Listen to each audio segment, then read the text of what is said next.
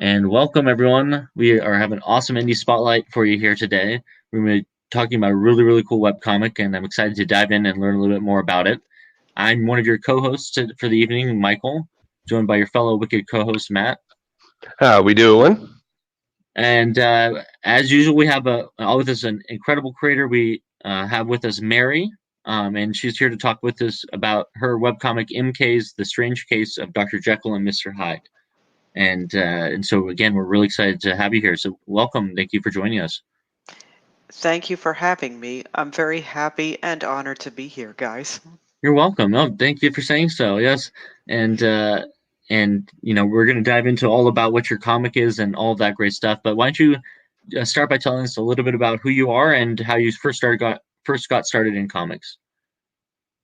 Well, I am a married woman to a great husband, and I have a beautiful little boy. Mhm. He's going to be a year old very Oh soon. wow! Congratulations. Thank you. I live in Canada, and I am a homemaker. Proud of it, by the way. I've always loved making art, specifically cartoons, as far back as I can remember. Ever since I was 5, really. I just started seeing those old Disney videos of the Disney shorts that showed how to draw Mickey Mouse. And Mm, one day I decided to copy that. And after that, I just fell in love with drawing cartoons and art completely and just never stopped. But the moment of which where I really started to realize I wanted to do comics as a calling was in elementary school. really? That early, huh? Yes, That's awesome. but the moment when I really started following through with my dream was in my adult years while I Mm, was married. And even my own husband saw that my passion was in there. So I decided one day, you know what? I always knew I wanted to do this. So you know what? I'm just going to do it full time. that's awesome. That's really cool. Thank I you. love to hear that. That you're bringing your passion back. That's so cool. Thank you. And I also owe following through with my passion with the support of my husband, my friends, and family. Which is always the best that you can hope for. I mean, that's really cool to hear too. And and so you started is um is this your first web comic or have you had other series before this? Jekyll and Hyde is my first webcomic, but Nice. while making the comic, I had a side project, Word is the Bird. It Hmm. was my experiment with a gag-a-day comic. It That's was fun. fun, but I came to realize gag-a-day type comics are not Hmm. really my thing. I Ah, prefer okay. writing real I prefer writing stories with heavy plots with a beginning and end in sight. That's true. Yeah, with gags type stories, you typically you can't do those heavier plotting usually kind of things. No, and that's okay. I mean, I like reading them a lot. I love Garfield, Dilbert, Hmm.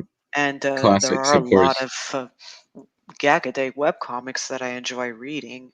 I just don't enjoy writing them. It's a different Oh, animal altogether. that's funny. Yeah. My other project, which is in the works, is Cupcake War Machine. I Nice. intend to devote my time to it as soon as MK's The Strange Case of Dr. Jekyll and Mr. Hyde is finished, which Okay. is going to be very soon behind the scenes. It's on the last book. Wow. Yeah. Then that's actually what I wanted to ask you about is how long have you been working on this webcomic? Almost 4 years. Oh wow. So this is oh wow. So this is you've been working on it for a while then. Yes, Oh, that's I cool. have. So it's a project I'm very passionate about, and I'm very excited to actually see it finished because I'm very proud to say that I devoted the time I did to it. It brought out the best in me and helped me improve my skills as a writer, an artist, and even as a person, really. And That's also, wonderful. I'm ready to finish it right now. I'd like to Really? move on to a lot of other Hmm. projects now because even Cupcake War Machine is just one of the other projects I'd like to work on. It's a very long list, and I could probably make a webcomic listing all the things Oh my I would gosh. like to do, all the ideas I have. Oh my gosh. Yeah, no, I totally understand that. Yeah, it's like you kind of have more ideas than you even have time for, right? Oh, I intend to make time. I intend to write for as Nice. long as I live, like Don Bluth, and Well, that's great. Yeah, I mean, like it really Stan does sound like Lee you did. sounds like you really have discovered your passion there. Oh, I discovered it a long time. And it's I just just yeah. decided to live it now. Oh, that's really cool. Well, I'm makes me really excited to talk to you about your comic. I can tell you put a lot of work into it, and with it coming to a close, it'll be interesting to see how the finale plays out. Definitely, definitely. Before we get to any pictures, if we have any, Hmm. who could you say is some of your influences as far as art goes? As far as art goes, it has to be a lot of influences. For instance, my style is highly inspired by the old 80s anime, as though it's mostly Western cartoons like the Looney Tunes and the Batman, the animated series from the 90s. Like, I Nice. love the noir element, especially when doing backgrounds and such. I like also the details that they put into that art. Yeah, it was a unique series, especially for its time. It had a lot of detail in the backgrounds and Hmm. quite a good style to it. Yeah. I find all of the DC cartoons did back in the day. Yeah. Yeah, they Man, really were ahead of their time in some ways, you know. well, saying that now makes me feel kind of old. No, no, it's all good. But so I actually wanted to ask, like, for maybe those who aren't as familiar with the series, because you're just, most people know Dr. Jekyll and Mr. Hyde, like the classic story, at least somewhat. But Oh, what maybe yes. you can tell us about your comic that makes it different, sets aside from the original tale. Well, the most important part is that unlike most takes of Dr. Jekyll and Mr. Hyde, let alone the original, in my version, Jekyll and Hyde, both of them are good guys, rather than Oh. Jekyll is good and Hyde is bad. Mm-hmm. Don't get me wrong, Hyde is not total a saint at all. He's got vices, and in some ways, he's even proud of them. The difference is that it takes a more modern day look at what being good and bad is. Mm-hmm. Like, we all have some good and bad in us, and the question is which part of us is dominant. And Mm. even then, there are different shades of good and evil. We all have different motives to be good or evil. Sometimes our motive to be evil is surprisingly not even all that deep. Sometimes it's Mm-hmm. just self serving. Sometimes we're just doing it because it's an opportunity that presents itself and we want the money. And sometimes the motive is, in fact, goodness, Mm. which really makes things very complicated but interesting for storytelling. However, when it comes to good, while people express goodness in different ways, they all stem from the same source. Do you have it in you to have empathy and compassion for other people? Hmm. So that's Are something you that you try to. capable of loving others Mhm. rather than only loving yourself? Okay, yeah, and is that something that you try to bring out in the main characters then, through the those two characters? Yes, with Jekyll you see it right off the bat, but with Hyde you take your time getting to know him and you get to see that beneath the playboy attitude and the kleptomania, he is indeed capable of caring about people. And when he sees a person who doesn't deserve to be hurt, get hurt, or get used, it actually makes him angry. Oh wow, okay, interesting. So they kind of have a different dynamic than the classic take on the characters you might see typically see. Oh, definitely. In fact, their dynamic is a huge part of the story.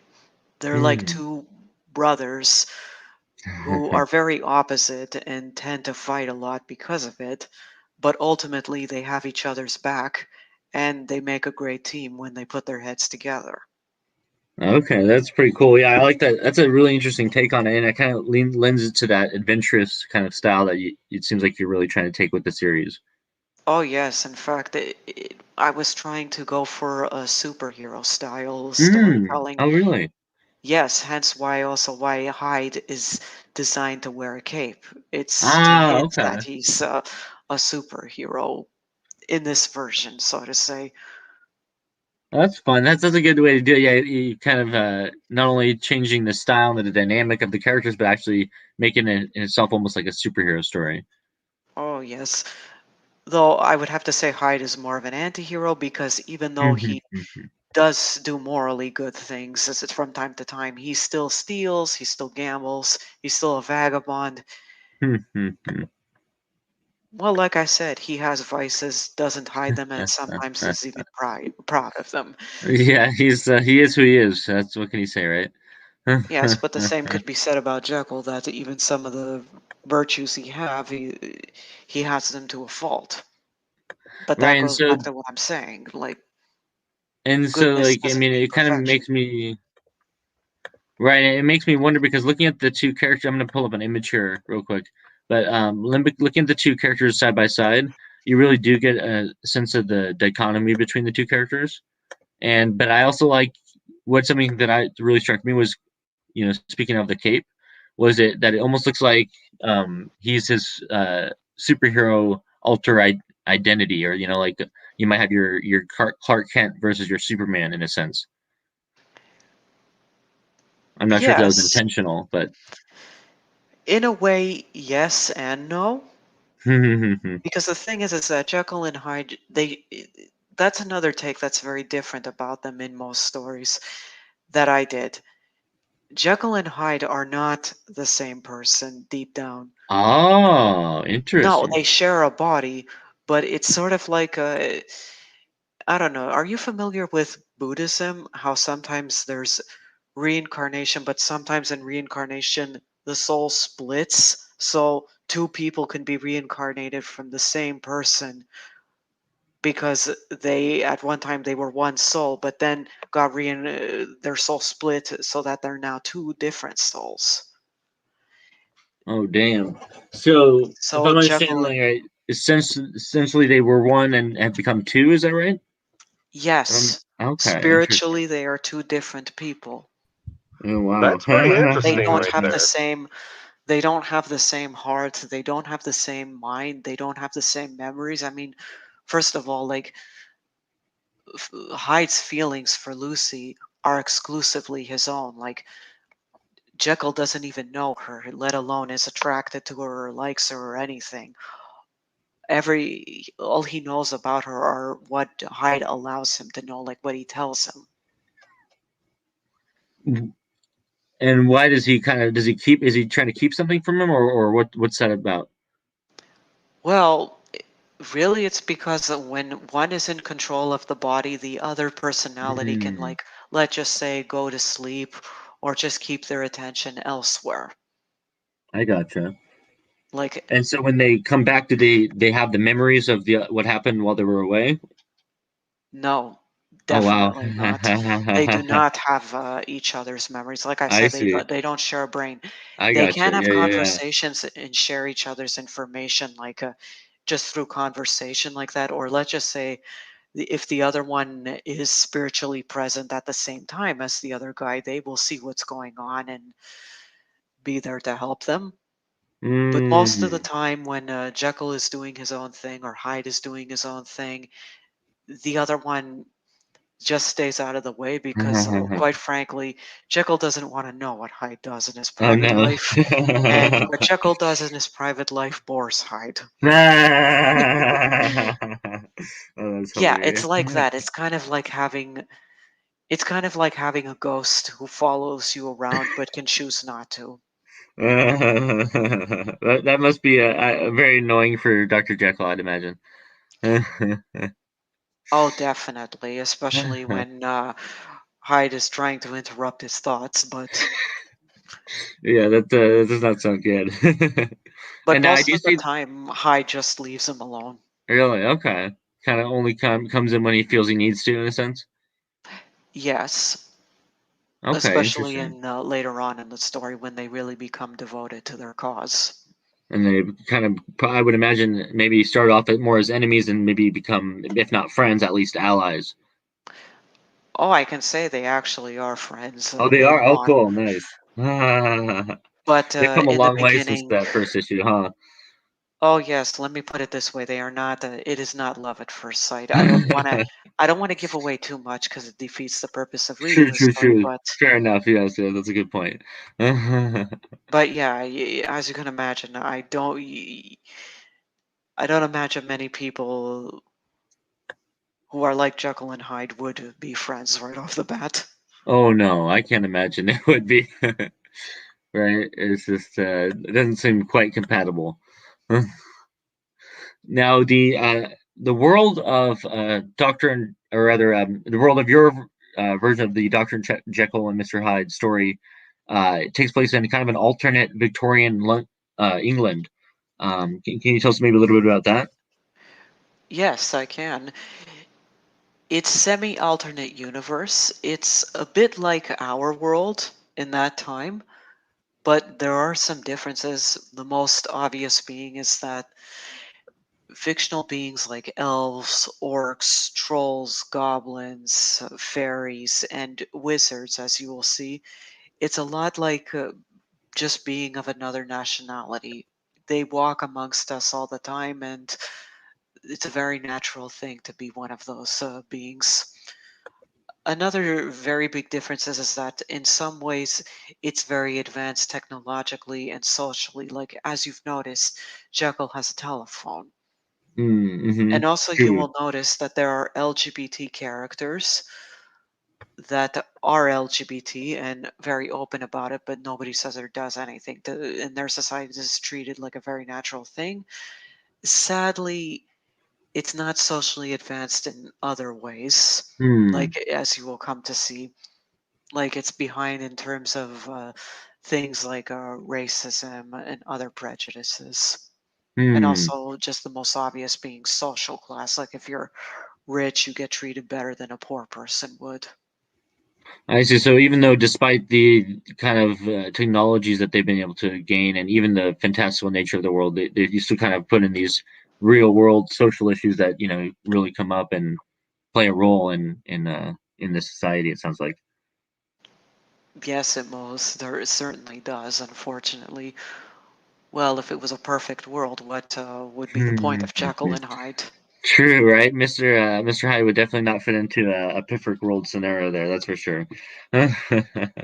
No. Well, that's interesting. No, that's I think that's a smart way to do it. Honestly, like you're really trying to bring depth to your story. Like you said, you wanted to move away from gagmanga and really do something a little more serious and really with a lot more depth than what you were doing before. Yes, I did.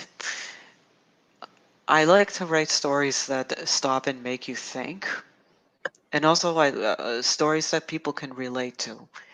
And when I've read Jekyll and Hyde, the original version written by Robert Louis Stevenson, which I suggest you should read yourself, I did like it and such, and it did have a lot of relatable elements, like the element of having something hidden about yourself that you're ashamed of but want to show. Except in his case, he was presenting it as everything that you hide is dark and it's hidden for good reason, or at least a debatably good reason. I don't agree with that message. Hmm. Just because you have a voice inside you that wants to speak and you have an opinion you want to say, but you're too afraid to express it, it doesn't mean it's an evil thing or that it's dark or that you Yeah. yourself are bad deep down. True. Yeah. No, that's a good point. I agree with you there. And that's kind of what Hyde represents for Jekyll in my version. Hyde represents the part of Jekyll that wants to be wild and experiment with things and sometimes, just say what he feels, but he's afraid to do that. Yeah, it's a really interesting take on. I love that you've kind of almost taken the was originally almost a little more dark version of it, and you really have lightened it up a bit and making it a more hopeful character. Thank you. It's what I tried to do because I find that our take of the whole thing of you're either good or you're bad, it's too black and white. And Right. It it's doesn't. not really Yeah. the way the world works. Right. It doesn't. It doesn't. It's not. You're not able to capture the nuances and the subtleties of how real life works if you just put everything in black and white. It's just not Yes, quite and as even interesting. Yeah. that, and also how many of us are good but not the same. Hmm. No, that's true. Yeah. I mean, when not to mention one person's good might not be another person's good too. Exactly. Hmm. Sometimes it's all a matter of perspective. Yeah. That is No, that's very true. always And that kind of goes. true. Yeah, and that goes back to your kind of idea of the duality. I know that you mentioned that kind of plays into the comic as well. Most definitely. Yeah. Well, that's very interesting. Now, is there, obviously don't want to spoil anything. Is there anything you could maybe tell us a little bit about the first issue and kind of uh, where we meet Dr. Jekyll and Mr. Hyde on their beginning of their adventure there? Really, they meet at the end of the second act in the Hmm. book. And the point of the first book is that it's an introduction to Jekyll and Hyde, as well as how they become motivated in their mission to expose the corrupt board of governors. Ah, okay. So there's a larger plot of the you mentioned the corrupt society. So there's a kind of a larger plot going on there. Yes, Nice. but it gets shown more in the second and third book. The first book is more like an introduction to a much bigger picture. It's giving Mm, you a chance to get to know the long-term characters who will it's play a cool. part in the story and their motives and how what their part is to play in the story. Well, that's really awesome. Yeah. And Thank how you. many books have you completed then, if you can remind me?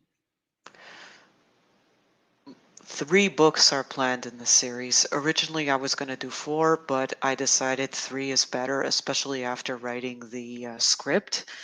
I felt that the fourth book didn't fit into the plot of the Mm. series.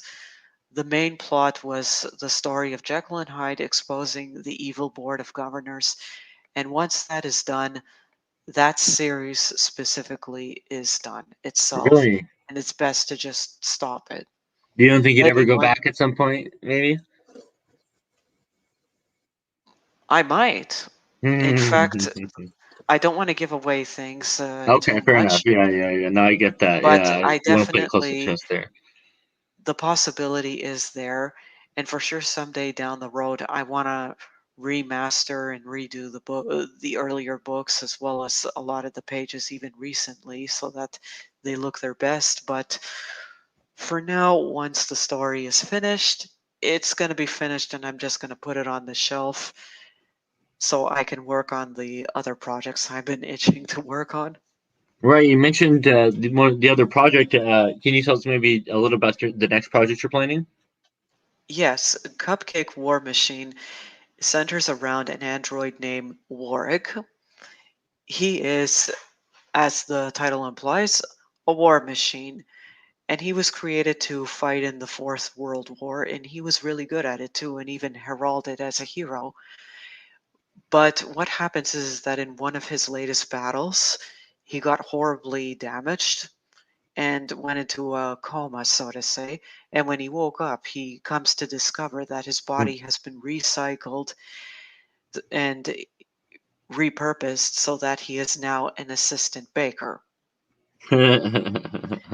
Yes, meant to make you laugh. Oh, that's great.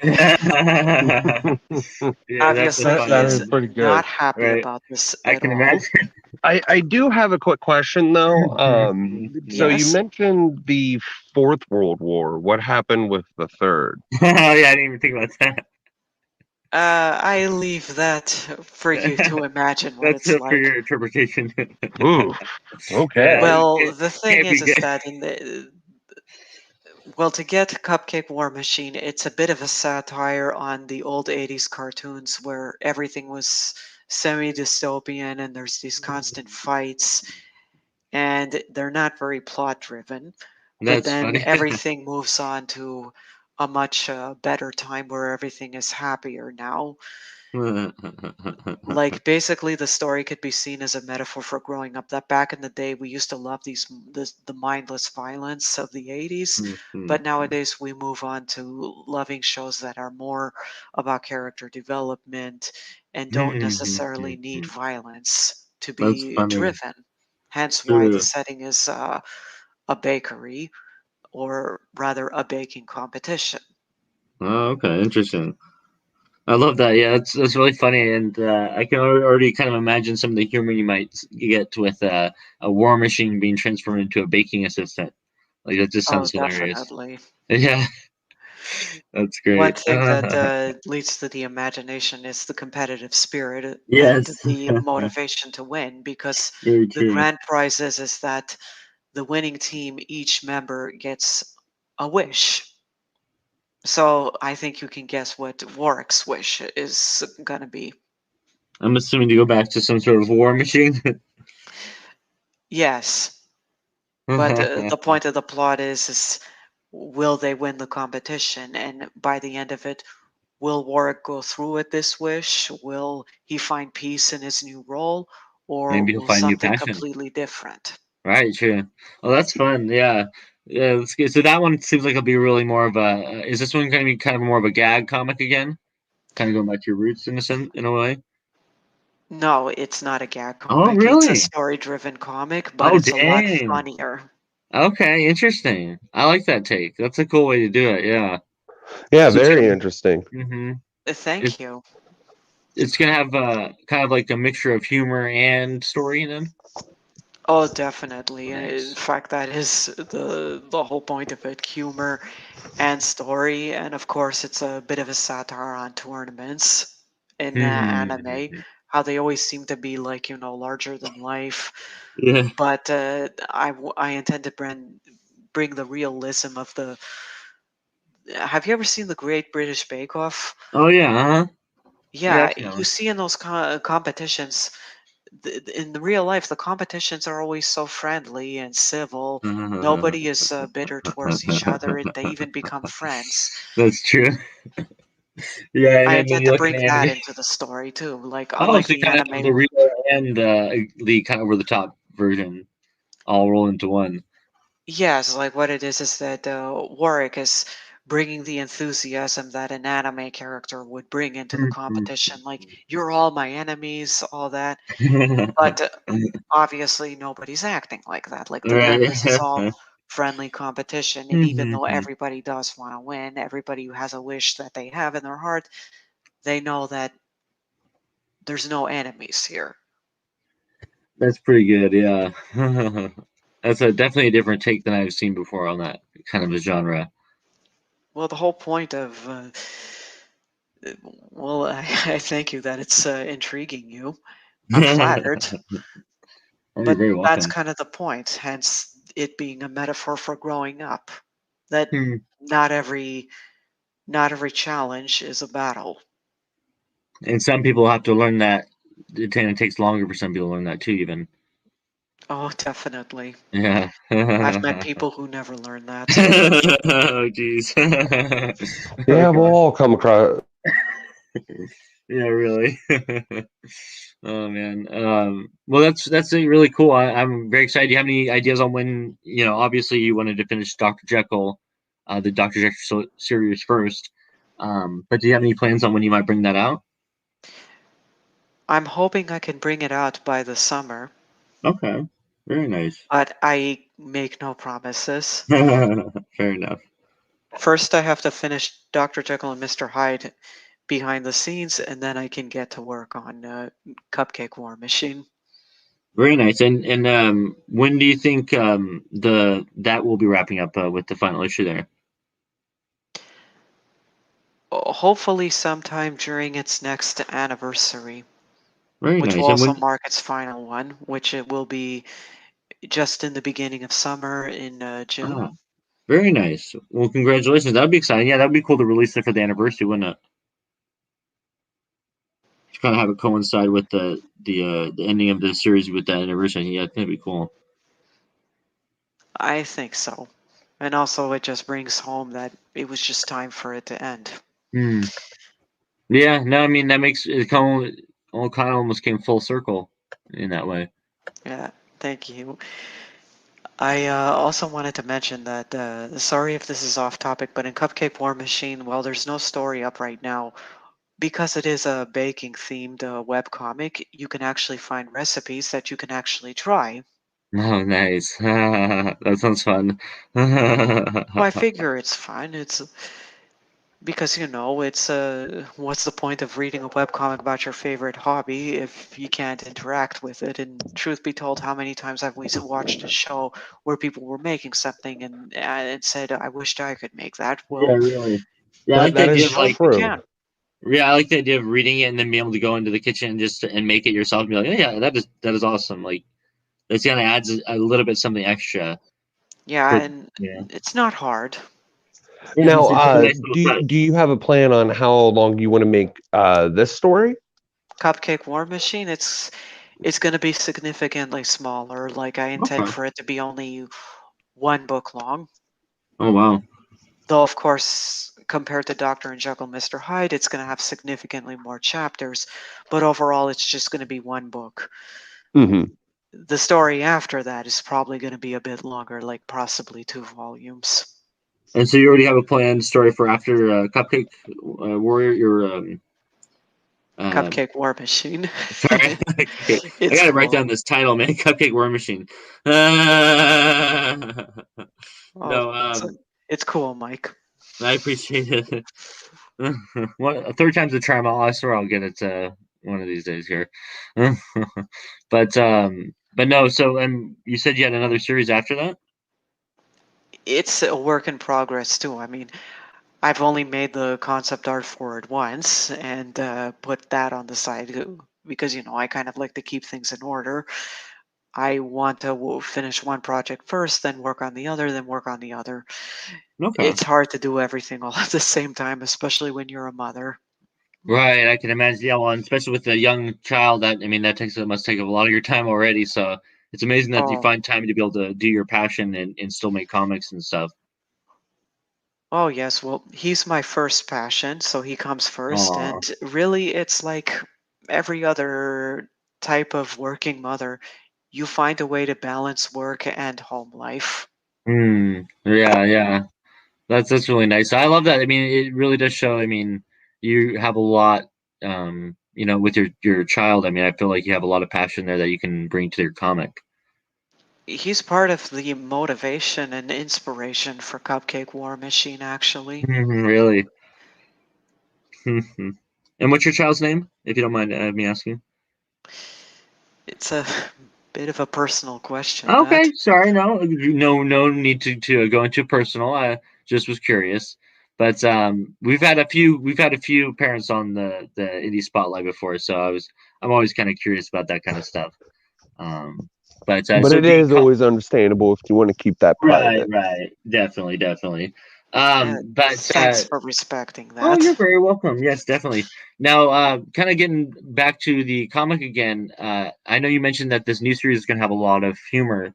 Would you say like the Doctor and Jekyll comic has a similar level of humor, or is it a little bit less, or how would you compare it? I'd say that Dr. Jekyll and Mr. Hyde, compared to what Cupcake War Machine is going to be like, it's going to have.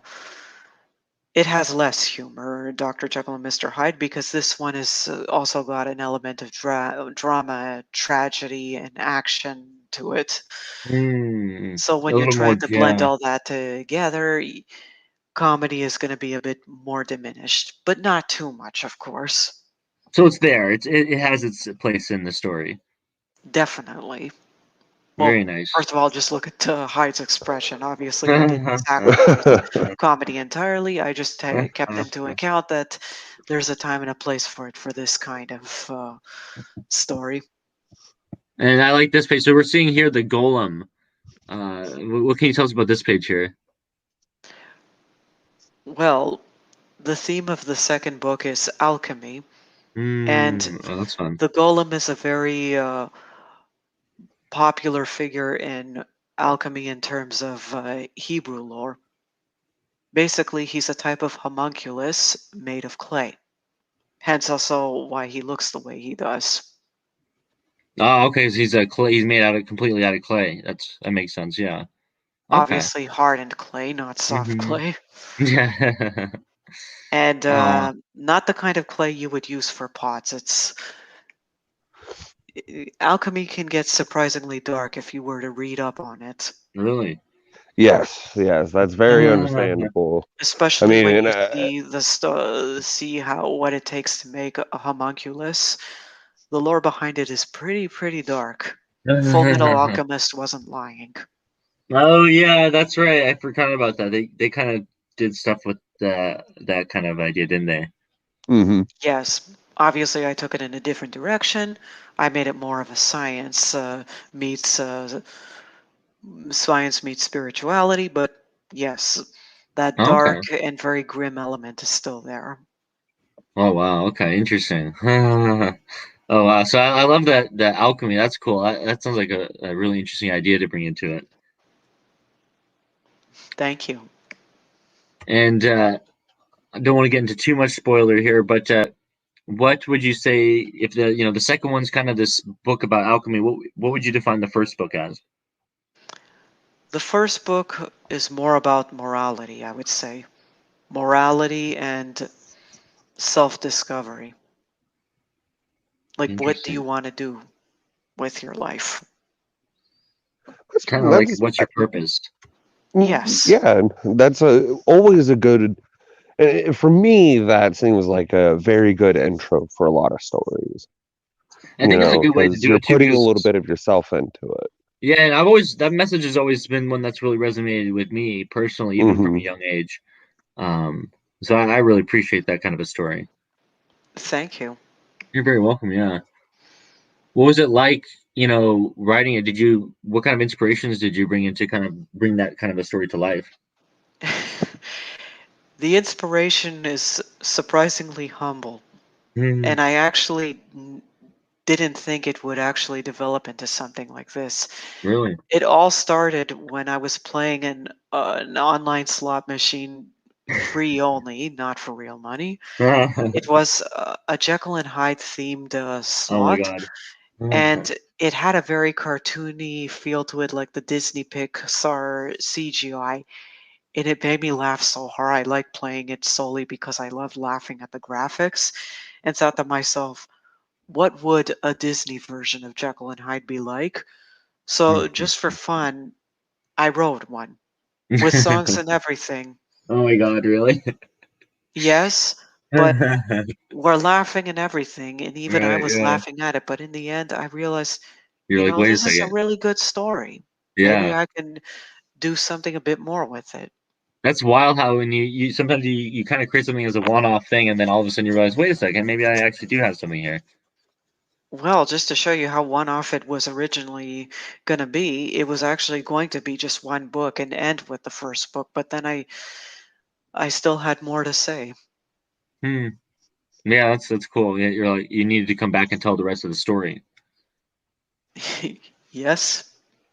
And was it a sense where you kind of knew where the story was going then as you started to write, or was it kind of unfolding before you and kind of telling you where it was going?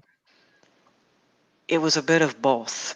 Initially, I didn't think it would ever unfold into this, but by the time I finished the first book, I knew where I wanted it to go in the second, and then I knew where I wanted it to go in the third. And after the third, it was clear to me that I didn't know where else to go. And I tried writing a fourth book, but I wasn't happy with where it was going anymore because I realized there was nowhere else to go anymore. The story had reached its natural conclusion. Yes, this Eh, specific series, this specific plot, yes, it reached its conclusion, and I didn't want to tack on things and cause the seasonal rot to my story. I decided better for it to just be 3 books long and end on a good note. Yeah, I think that's sometimes the series really need to do that. Some series will just keep going on for the sake of going on, and then they don't end up ending on the best note that they could have because of that. Yes, I can't tell you how many comics and TV shows even I've grown to hate because of that. Yeah, And really. it That pains me is to very say that. understandable. Yeah, especially when it's one of your favorites, or if it's something you really like, you don't want to see that happen to that, like you said. Tell me about it. Yeah. Wow. Well, that's I mean, 3 volumes, 3 books. I think that's a great accomplishment to have. And I'm sure you'll make many more comics from here.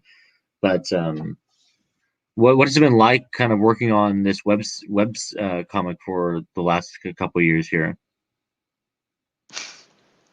Honestly, it's been one heck of a ride and very enlightening, but also through it, it helped me rediscover my love for comics and writing them, and it helped me have the strength to just go back to doing them the way Hmm. I always intended to in life.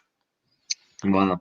That's really cool. That must be really special then to have something like that that really reignited something that was always, like you said, was always a passion there, but really kind of brought it into focus. It sounds like. Yes, and for a while I was actually kind of sad that the comic was going to end because at one point it becomes like an entity that you grow attached to. An But old friend. yes, but that old friend doesn't really leave. Like I said, maybe someday I'll get back to it and make another, like a sequel or something. But for now, it's served its purpose, and now it's time to move on to other stories, other ideas, and well, not be a one-hit wonder.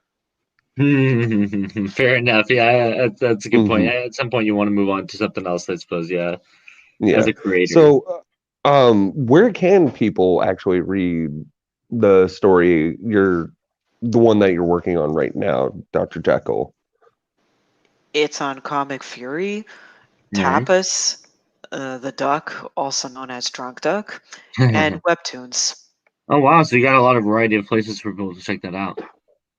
Oh Yeah, it yes, seems like it. the main place is Comic Fury, but it has mirrors, Okay, which I'm I not familiar with recommend. Comic Fury. It's a bit of a hidden gem, but it's really Oh, worth cool. being a part of. It does free web hosting, Wow.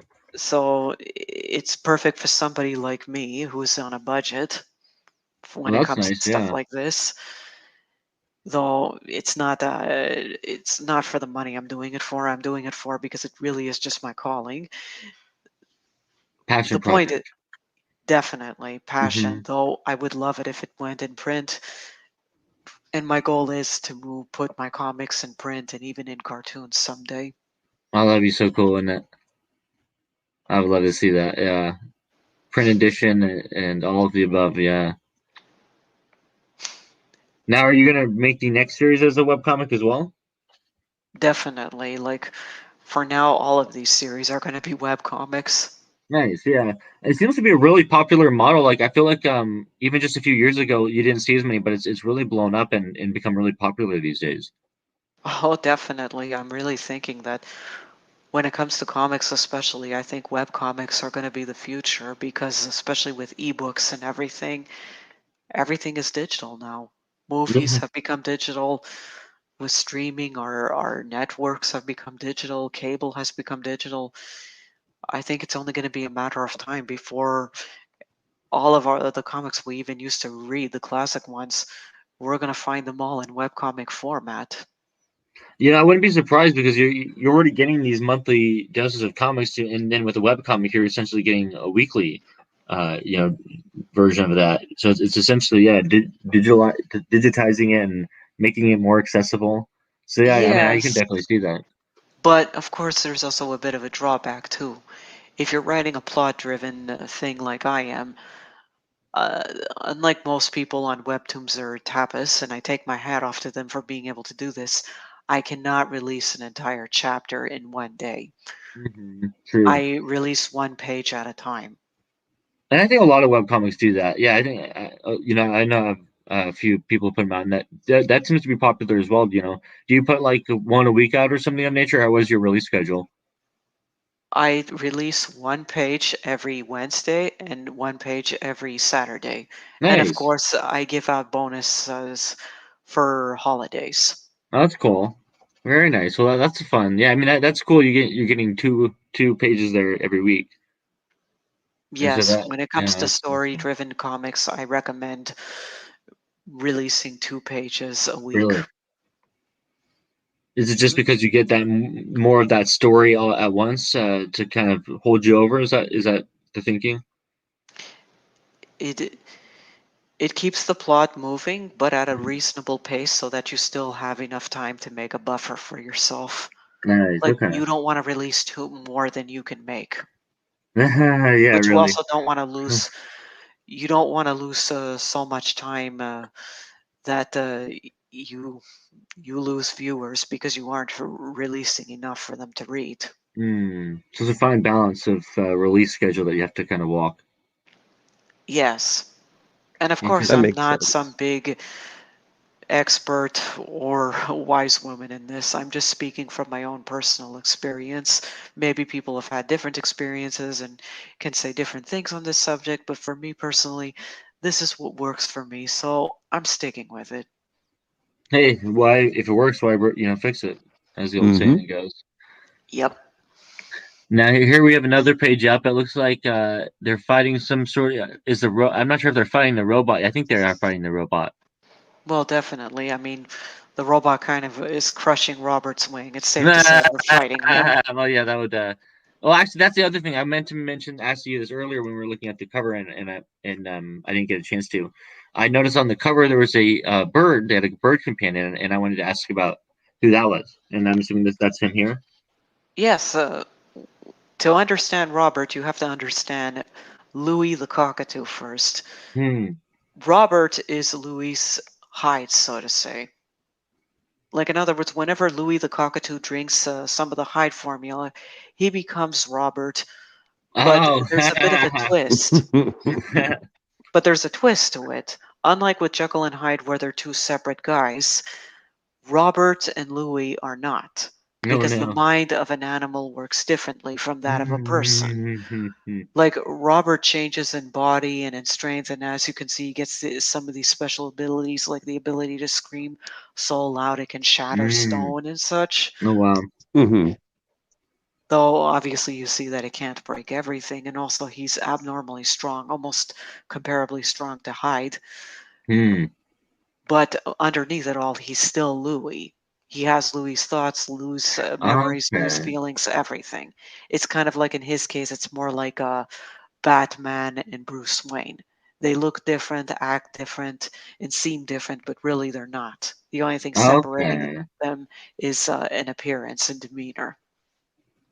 So in a sense, it's more of an enhancer as opposed to a complete different personality, you might say.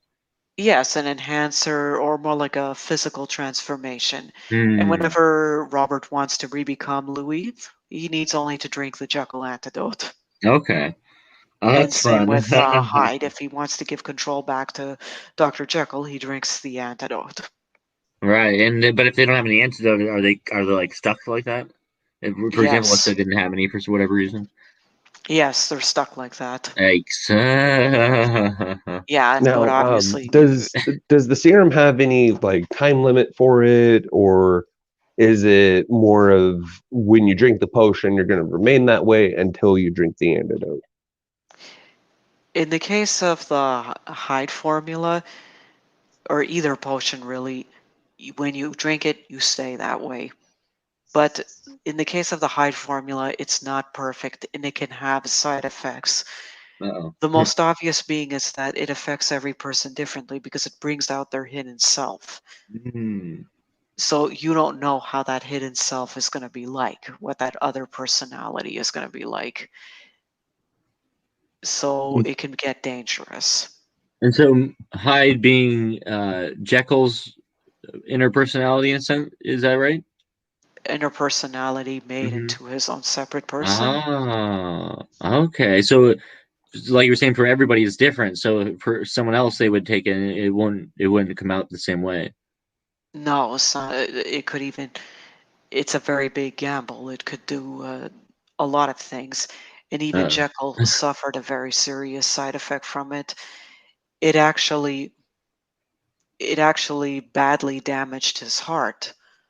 So now he has to drink the Hyde formula every 24 hours, or oh my eventually he God. will die. Oh Oof. wow. So he literally cannot get away from Hyde at all. He literally has to have him around to live. Yes, but That of is course one it's big not an. caveat. Yes, but it's not. It's not. It's that's the thing. He can't get rid of him. But in Right. return, Hyde does not try to get rid of Jekyll. He does take the antidote and give Jekyll back control. Sorry, even I'm getting them mixed up. No, it's all good. No, it makes sense because in a sense they have a symbiotic relationship. He needs Jekyll to take that formula so he can come out and into the world, and so they kind of have to work together even if they don't want to. Oh, definitely. And the more the story goes on, the more you see that them having each other's back is more than just circumstantial. Hmm. But like I Like said, I don't want to give away too we're not much. getting too far into the weeds here. We want to save a lot of the mystery for the comic, of course. I Well, don't what want to would be spoil the point everything. of reading it if you already know it? That's what I always say. I was explaining to someone that like who was I don't understand spoilers. I'm like, well, if you know all the mystery, it kind of takes some of the fun out of reading the series, you know. Yeah. I myself hate spoilers and Me avoid too. them as much as I can. I agree with you there. Yeah, I don't even watch trailers anymore most of these days because I just don't want to see anything. Oh, I especially get that, especially like movies and stuff like that, because Mhm. a lot of times, if the movie's bad, they'll show the best stuff in the trailer to get you in, and then you wait for all this good stuff that you hoping is not in the Mhm. trailer, and it's not there, and you're like, Or you crap. get the other one where you see all the best moments and then you watch the movie and you're like, oh yeah, I already saw all these moments in the trailer. Yeah. Or they'll even You spoil Yeah. the ending sometimes in the trailers. you guys took the words right out of my mouth. I feel the exact same way about trailers Really? these Yeah. days. Sometimes you can tell how bad a movie is going to be by how good its trailer is. Hmm. Oh my gosh, that's a great way of looking at it. Yeah. Oh, that's too funny. Yeah. Thank you. Oh man. Oh, it's not funny at the same time. Really, yeah. It's yeah, it's not cool when they do that. No, no, I get that. I mean, me myself, I've learned to develop a thick skin when it comes to spoilers. True. Ever since I think I was even talking to Michael about this earlier Mhm. with the whole if Snape kills Dumbledore spoiler if people haven't read Right. that or seen that movie that's now like what 10 years old or something like that. So I That one was mean, a big one at the time for sure. Yeah. oh yeah, man. I remember the internet blew up about it. Hmm. And that was back when I think MySpace was still around and like people were just being like, please don't spoil the ending. And it's just you could probably look up compilations of this back in the day of just like spoiler alert for Harry Potter and it just went through everyone's reaction and I was like, okay, this There's is gonna tell me that it's only gonna get worse from here, so Yeah, it's interesting. I don't care. Speaking of Harry Potter, like uh, both being set in England, did you take any kind of inspiration from that series at all? Were you a fan of Harry Potter? Oh, I was, and I still Nice. am. That's great. Yeah. Though, of course, my interest in Harry Potter ended with the Harry Potter series. I'm not Yes. interested in any of the other side stuff. No, that's Well, fair. yes and no. It did inspire me a little. Yes, and that it made me want to put wizards in my story and sort of portray them as Mm-hmm. their own culture and own race. But no, as in you can tell that this is not a Harry Potter story.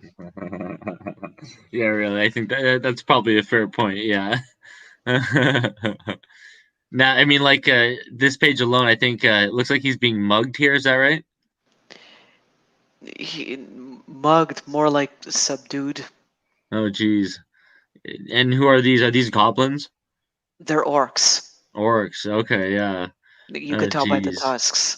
If you've Mm. played World of Warcraft, orcs have tusks. Okay, Goblins that do makes not. sense. Okay, that makes a lot of sense. Yeah, and you have, and of course you do have orcs, goblins, and all manners of fantastical creatures populating your world.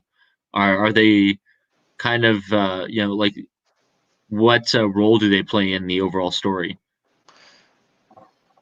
Really, race does not really play a role. Hmm.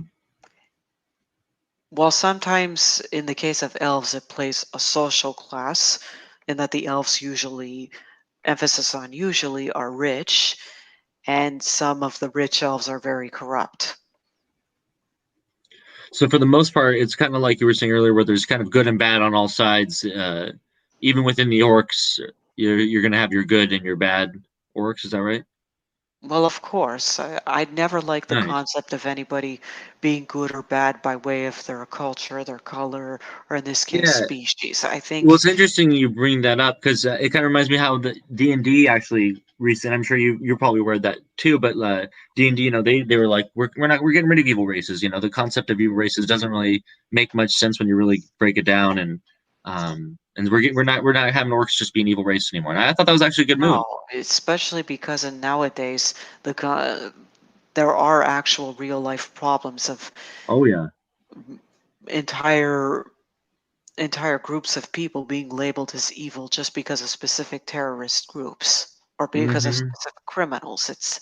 Very true. It's not right, and I think fiction should mirror and respect the real world in Exactly. that Yeah, I way think by so. showing that Especially a role playing game like that. a role-playing game or a story that has all kinds of that's True. multiracial and multi-everything. Like, you Yeah. cannot label one specific group as a good or bad. Even here in Jekyll and Hyde, no one, the rich are not necessarily evil, and the poor are not necessarily good. Hmm. I like that. I think that's a good nuanced take on it. When you're like you said, you don't want to do something that's just necessarily black and white. You really want to do something a little more complex than that. Well, the world itself is complex, and the whole Hmm. point of morality is that it's a complex thing.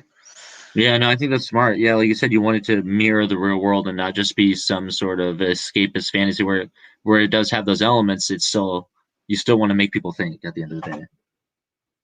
What's the point of writing a deep story if it's not going to make people think? True. No, I think that's a good point. Yeah. Not that I have anything against stories that are not meant to be deep and are just meant to be all good fun. The point is that that's what my story is. It's a deep story that makes you stop and think, and also how often you can relate to it. Hmm. Yeah. Are both Dr. Jekyll and Mr. Hyde in your story? Would you say they're both relatable?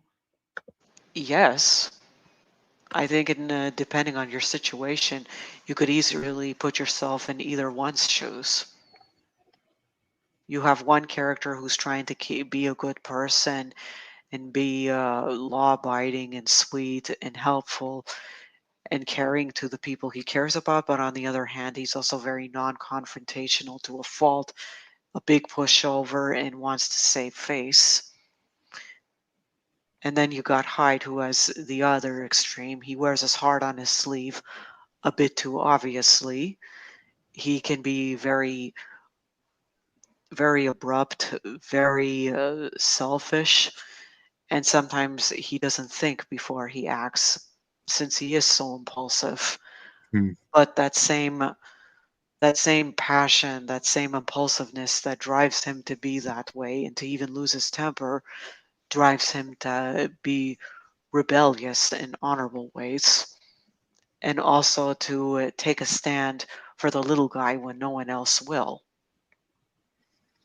Yeah, that's really cool, and I do love that idea of like this, Hyde being the free spirit kind of nature and a version of Dr. Jekyll because it's almost like yes, he's gonna falter and he's not always gonna get it right, but it seems like he's really kind of I don't know if you would say honest person, but maybe just a very true to himself kind of person. As whereas Dr. Jekyll, maybe he's not as much. He doesn't have those kind of qualities necessarily so readily available. Yes and no. Oh, really? Okay, They're interesting. both they're both true to themselves in some ways, but in other ways they're not. Really? Like you find out even Hyde himself, he to a certain extent has his own insecurities and fears that that are holding him back from showing his true self and true feelings. They're just in a different respect. I And see. So, I won't say why, but it's in a different way. and then that makes sense because that kind of goes back to them. They need each other. They both have their flaws and their pros, if you want to call it that. But they kind of need each other to balance each other out Balance each other out and help each other become stronger and and grow. better. Yeah. Wow, that's really cool. I love that. That's such a Mhm. really interesting dynamic of the characters and just something that we haven't seen from that story before. So I think that's such a great take on it. Thank you. You're very welcome. Yeah. Is there anything that you could tell us maybe about and obviously we want to avoid spoilers, but anything you could tease us about some of the upcoming pages or some of the what's upcoming in the comic? Well, let me think how I can word it without Right. you You giving things away. got to be very careful here. Let's just say that by the end of it, you will have seen how much Jekyll and Hyde have grown. And just when Ah. you think that either one of them is going to revert back to their old ways, you're going to be very surprised. Wow. Well, that's pretty exciting. I think that's a perfect way of putting it. Actually, yeah, that's very exciting to look forward to. Well, thank you so much. I really appreciate you coming on to speak with us today. Is there anything you want to tell people out there who haven't read your series and are considering checking it out?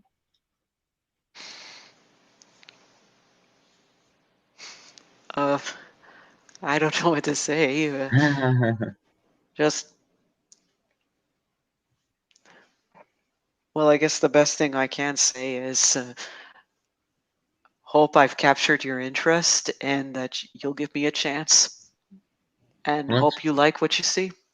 that's excellent. I know I've liked what I've seen. I love the concept. I think it's a great story. So I'm definitely gonna check it out. And I really encourage other people to go check it out as well. I think Mhm. you're gonna have a really great time reading it, and I think you're gonna be in for a really kind of a different story than you've seen before with these characters. I think you're gonna be Oh, pleasantly surprised when you dive into this story. well, thanks a lot. I'm very flattered that you see it that way. Oh, you're very welcome. Yes, and I appreciate you coming on. And is there any way you could share with us your social media and everything else that people can check out what you have going on? Oh, definitely. I have my Twitter, my Tumblr, and my Instagram. You can find them all on my webcomic.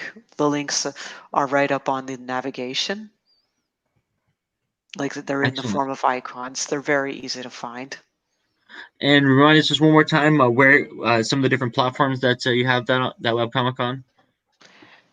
The main comic is on Comic Fury, but the mirrors are on The Duck, Tapas, and Webtoons. Excellent. Well, yes, go check that out, guys. We also have the link. I think this is to your website as well. Do you have the links to the different outlets you can read it on there on the website? Yes, I do. Perfect. Excellent. So if you want to They're in the guys go link check out there, section. excellent. Yes, go to the link section on the link up on the screen there, and you should be able to find all the sources that we mentioned there to be able to read the comic there. Well, that's excellent. And thank you again so much. If you want to come on for a future episode to talk about the Cupcake War Machine, we'd definitely be happy to do so. It sounds like it's going to be a really fun comic as well. Mhm. Well, well, thank you. I'll hold you true to that invite. Excellent. Well, then we'll be talking soon, it sounds like. Well, thank you again to everyone who watched. And if you're watching the replay, thank you for that as well. And please go check out the webcomic. I think you're going to really enjoy it. And it's going to be a really great time. And thank you again, Mary, for joining us today. And you have a great night, everyone. And we'll see you on another episode of the Indie Spotlight. Bye, everyone.